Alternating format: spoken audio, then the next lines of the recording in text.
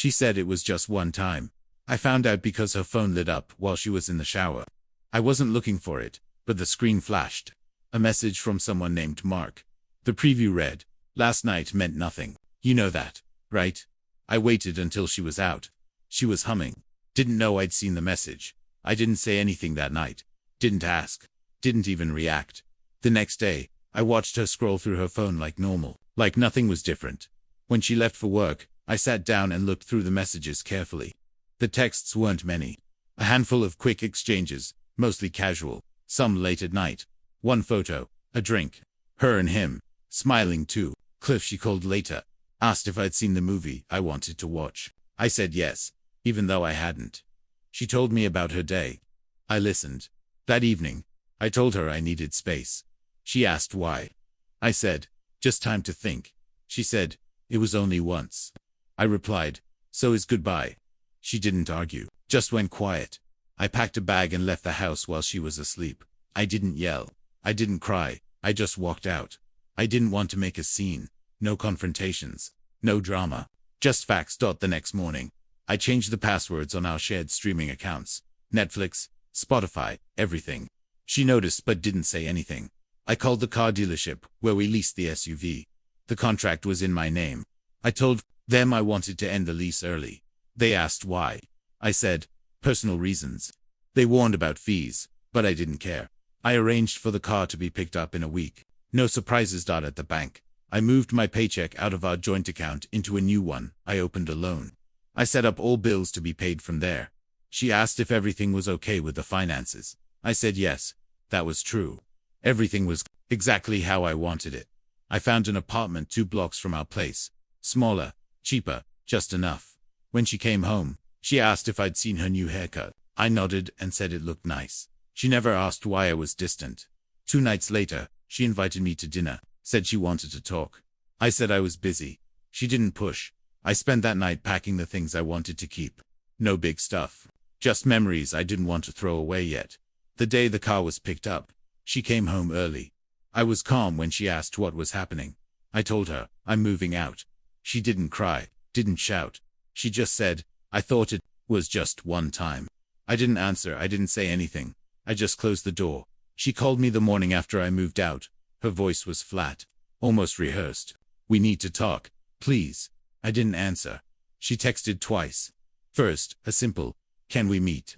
Then, a longer message. I made a mistake. It won't happen again. I read it twice. I didn't reply. A day later, her brother showed up at my new apartment. He asked if I was serious about ending things. I said yes. He tried to convince me to give her another chance. I said no. He left without another word. That evening, I sent her an email. Subject line, notice. In it, I laid out everything. The lease was under my name. I'd informed the landlord I was ending the lease early. The car was picked up. The joint bank account was closed. The streaming services were cancelled. I told her to collect her things within a week. She replied asking if I was angry. I wrote back, not angry, just done. The week passed. No response. I went by the old apartment. Her things were gone. The place smelled empty. Her absence was loud. The phone stayed silent. I kept the emails and messages saved. I didn't need to shout. The truth was enough. She said it was one time. I said goodbye, and that was final. The day after, the notice period ended. I received a call from the landlord. The apartment was empty. No forwarding address. No forwarding phone number. I didn't ask for details. Later that week, the bank confirmed the joint account was closed. All funds transferred to my new account. Her name removed from all documents. I sent her one last message. Everything is finalized. This is the end. She never replied. I cancelled the cable and internet in her name. She called the provider, angry, but I refused to reinstate services. The car was gone. The lease transferred or terminated.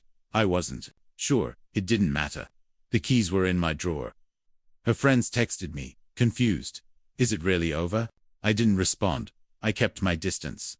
A mutual friend told me she was devastated. I didn't care. The truth was simple. She said it was one time. I said goodbye. The rest was silence. No drama. No fight. No begging.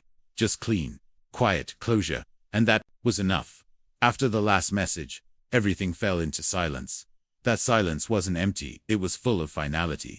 The kind of silence that says, this is over, and there's no going back. I didn't send more messages. I didn't try to explain myself. I didn't look for sympathy or support.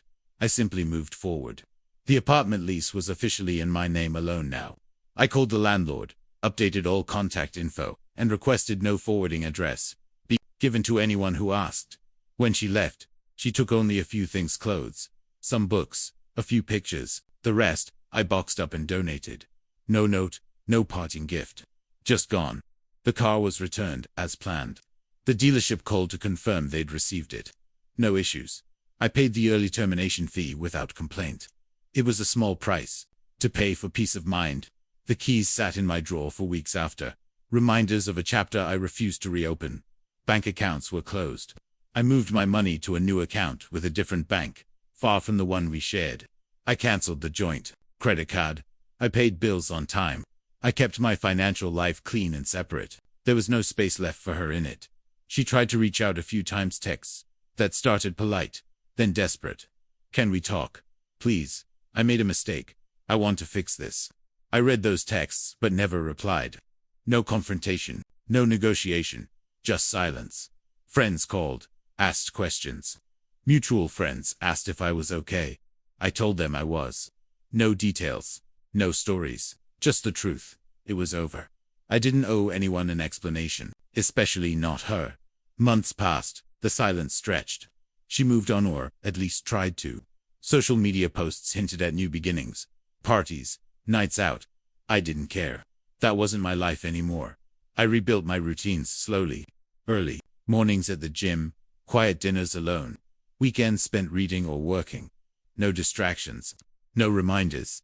Sometimes I'd think about the life we planned, the future she promised, the lies hidden behind that one time. It wasn't easy to swallow, but it was necessary. I kept the suit from when we first planned to go to the wedding. It sat in my closet, untouched, not out of hope, but as a reminder of what I walked away from.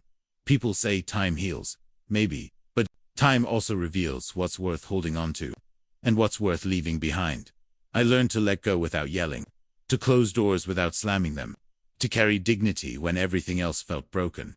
She lost everything she assumed was hers: my trust, my time, the life we built together. Not because I tore it down, but because I stopped holding it up for her. The day I changed the locks on the apartment was the day I truly felt free. Not because of revenge, not because of anger, because I chose peace. I didn't want to fight. I wanted a clean break, a chance to start over without the weight of betrayal dragging me down. And that's what I got. The aftermath wasn't loud. It wasn't messy. It was quiet. It was logical. It was final. Now, when I walk past places we used to go, I don't feel pain. I don't feel regret. Just a calm acceptance. I'm not bitter. I'm not broken. I'm just done. That's the real justice. No shouting. No chaos. Just silence on the freedom it brings. Asterisk.